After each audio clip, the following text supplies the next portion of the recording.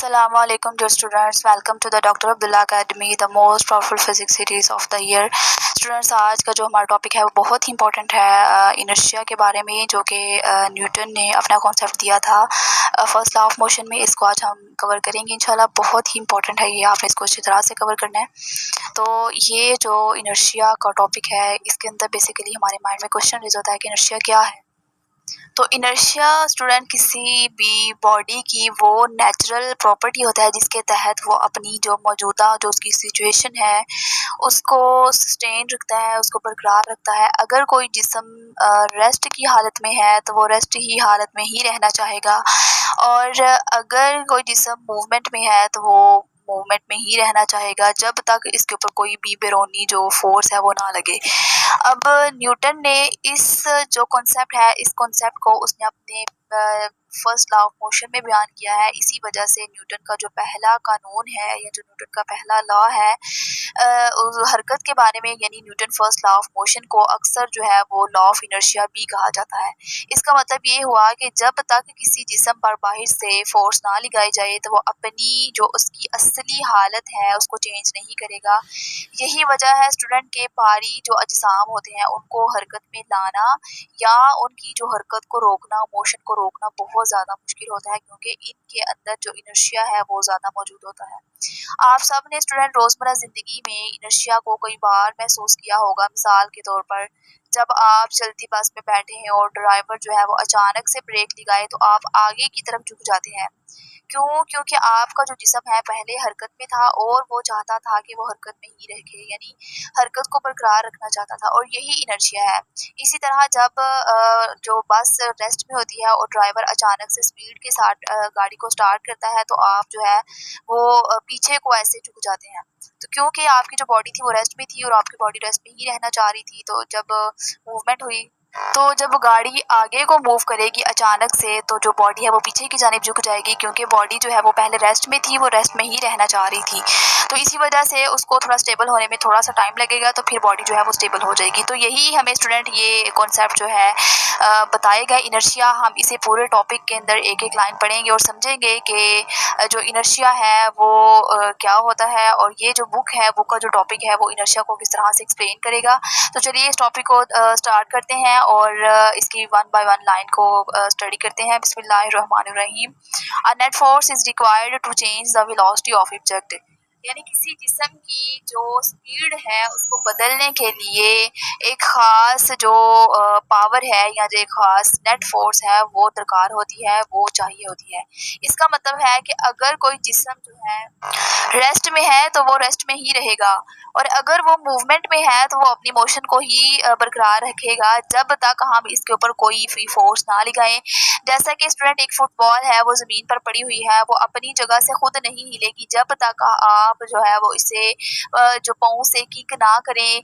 जब ये आप पाँव से किक करते हैं तो दरअसल ये वो नेट फोर्स होती है जो इसकी जो हालत होती है, यानी उसकी मौजूदा हालत क्या थी, रेस्ट में थी, तो उसकी जो रेस्ट वाली सिचुएशन है उसको बदल देती है और उसको मूव करवा देती है। इसी तरह अगर एक गाड़ी चल रही है तो वो चलती ही रहेगी जब तक ब्रेक ना लगाई जाए या कोई रुकावट ना दी जाए जिससे वो उसको रोक दे।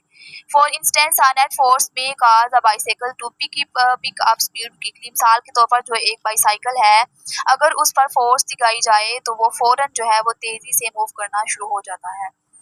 अब इस सेंटेंस से स्टूडेंट्स ये बात वाज़ह होती है कि जो हल्की चीज़ें होती हैं उनके अंदर इनर्शिया कम होता है। तो जब हम बाइसाइकिल को धक्का देते हैं तो वो जल्दी से जो है अपनी रफ्तार को बढ़ा लेती है क्योंकि इसका मास कम है। जैसे ही आप पैडल मारते हैं तो साइकिल जो है वो फ़ौरन से आगे बढ़ जाती है। तो ये मिसाल ये समझने में हमें मदद देती है कि जो छोटी और हल्की चीज़ें होती हैं उनके ऊपर फोर्स का जो असर होता है वो ज़्यादा होता है और बिल्कुल सिग्निफिकेंट यानी नुमायाँ होता है।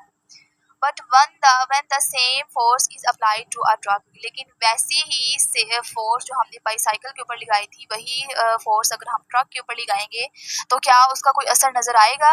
बिल्कुल नहीं, क्योंकि ट्रक जो है वो बहुत ज़्यादा भारी, उसका वेट बहुत ज़्यादा होता है और हमारी उस फोर्स से उस ट्रक के ऊपर कोई भी असर नहीं पड़ेगा। Any change in the motion may not be observed, तो उसकी जो हरकत के अंदर हमें कोई भी वाज़ह तब्दीली नज़र नहीं आएगी। अब स्टूडेंट इस एग्जाम्पल से हमें पता चलता है कि जो भारी अजसाम आर्म होते हैं उनके ऊपर जो फोर्स का असर होता है वो कम होता है। जैसे यहाँ पर बताया गया है कि एक ट्रक का मास, वो ट्रक का मास तो बहुत ज़्यादा होता है, इसीलिए इसमें इनर्शिया भी उतना ही ज़्यादा होता है। अगर आप ट्रक को साइकिल जितनी ही फोर्स से धक्का दें तो वो बिल्कुल भी नहीं हिलेगा। ट्रक को हरकत देने के लिए या रोकने के लिए ज़्यादा बड़ी फोर्स जो है वो लगती है। जितना उसका वेट है उसके वेट के ही बराबर जो है हमें उसको फोर्स देना पड़ेगी। यही वजह है कि ट्रक जो है वो फ़ौरन तेज़ या आहिस्ता नहीं होता, बल्कि वो स्पीड तेज़ करने के लिए या रुकने के लिए थोड़ा सा वक़्त लेता है। We say that the truck has more inertia than a bicycle। इसी तरह जैसे हमने ऊपर देखा, हम कह सकते हैं कि जो ट्रक के अंदर इनर्शिया है वो साइकिल के मुकाबले में ज़्यादा होता है। अब ये सेंटेंस स्टूडेंट हमें ये बताता है कि इनर्शिया का जो ताल्लुक होता है वो डायरेक्टली किसके साथ होता है? मास के साथ। ये आपने याद रखना है, इसको हाईलाइट भी कर लीजिए। यहाँ पे नोट कर लीजिए कि इनर्शिया का ताल्लुक डायरेक्ट मास के साथ होता है। चूँकि जो ट्रक है वो ज़्यादा भारी है इसलिए उसका इनर्शिया ज़्यादा है और वो अपनी असली हालत बदलने में लिए जो है ज़्यादा टाइम लेगा, ज़्यादा जो है वो ज़हमत करेगा।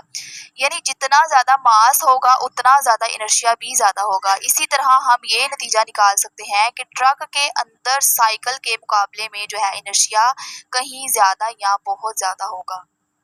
आगे देखते हैं, the mass of an object is a measure of its inertia. कि जो किसी जिस्म का मास होता है वो इसकी इनर्शिया की जो मिकदार होती है उसको ज़ाहिर कर रहा होता है। अब यहाँ पे भी वही मास और इनर्शिया का ताल्लुक बयान किया गया है कि इनर्शिया को नापने का जो पैमाना होता है वो जिस्म का मास होता है। अगर आपने किसी भी बॉडी का इनर्शिया फाइंड आउट करना है तो आप उसका मास फाइंड आउट कर ले, क्योंकि मास का और इनर्शिया का आपस में डायरेक्ट ताल्लुक है। जितना किसी भी बॉडी का मास या वेट होगा उतना ही उसका इनर्शिया होगा। अगर आप दो चीज़ों का मुआवजा करें, एक हल्की है और एक भारी है, तो आप फ़ौरन देख लेंगे कि भारी चीज़ जो है वो अपनी हालत बदलने में ज़्यादा मुज़ाहमत करेगी और इसका मतलब है कि जो मास है वो ज़्यादा होने का मतलब यही है कि इनर्शिया उस बॉडी का ज़्यादा होता है। The greater the mass of an object the greater is it's inertia. यानी वही बात कि मास का और इनर्शिया का आपस में ताल्लुक बहुत गहरा है। अगर मास ज़्यादा होगा तो इनर्शिया भी ज़्यादा होगा, तो जितना ज़्यादा मास होगा उतना ज़्यादा ही इनर्शिया होगा। तो साफ ज़ाहिर यहाँ पे बताया गया है कि मास और इनर्शिया का ताल्लुक बहुत ज़्यादा है और बराह रास्त है। हल्की गेंद को जैसे धक्का लगाना जो है वो आसान है, लेकिन भारी पत्थर को धक्का देना या उसको हटाना बहुत मुश्किल है, क्योंकि जो पत्थर का मास है वो बहुत ज़्यादा है, इसलिए इसमें इनर्शिया भी उतनी ही ज़्यादा होगा। ये असूल जो है वो हमें अपनी रोज़मर्रा ज़िंदगी में भी हर वक्त देखने में मिलता है। द प्रॉपर्टी ऑफ, अब यहाँ पे स्टूडेंट इनर्शिया की डेफिनेशन बताई गई है, इसको आप प्रॉपर्ली तो हाईलाइट कर लीजिए, इसको अंडरलाइन कर लीजिए। The property of an body to maintain its state of rest of uniform motion in a straight line is called the inertia. यानी इनर्शिया किसी जिस्म की वो प्रॉपर्टी है जिसके तहत स्टूडेंट वो रेस्ट या अपनी जो यूनिफॉर्म मोशन यानी यकसा मोशन, एक ही स्पीड के साथ मोशन एक ही सीधी लाइन में उसको बरकरार रखती है, तो उसको कहते हैं इनर्शिया। अब ये जो है इसकी प्रॉपर डेफिनेशन है, इसका मतलब ये है कि कोई भी जिस्म अपनी मौजूदा हालत में रहना चाहता है। ऐसे हमने बस के केस में पढ़ा था कि अगर बस मूव करेगी तो स्टूडेंट जो पैसेंजर हैं वो चूँकि रेस्ट की हालत में थे इसलिए वो आगे की जानिब जो है पीछे की जानिब जो है वो थोड़ा झटका खाएंगे, और इसी तरह जब गाड़ी जो है वो रुक जाएगी, स्टॉप हो जाएगी, तेज़ी से मूव करती हुई स्टॉप हो जाएगी, तो जो पैसेंजर हैं वो आगे की जानिब झुकेंगे। तो वे यही यहाँ पे कहा जा रहा है कि जब बॉडी जो है वो अपनी जो मौजूदा हालत है उसी के अंदर रहना चाहती है। अगर मूव कर रही है तो मूव करने में ही चाहेगी कि मैं अपनी मोशन में ही रहूं, अगर वो रेस्ट में है तो वो चाहेगी कि मैं रेस्ट में ही रहूं। तो यही बात है कि अगर जो है इसी वजह से जो पैसेंजर होते हैं वो आगे की जानिब झुकते हैं या पीछे की जानिब, तो वो जो बॉडी है वो बिल्कुल एक सीधी लाइन में अपनी जो मोशन है उसको एक यूनिफॉर्म स्पीड में जारी रखेगी। ये तब तक होता रहेगा जब तक उसके ऊपर कोई भी जो एक्सटर्नल फोर्स है वो असरअंदाज ना हो। यही वजह है स्टूडेंट के न्यूटन ने अपने पहले कानून को इसी पहले कानून के अंदर इसी खासियत को बयान किया है।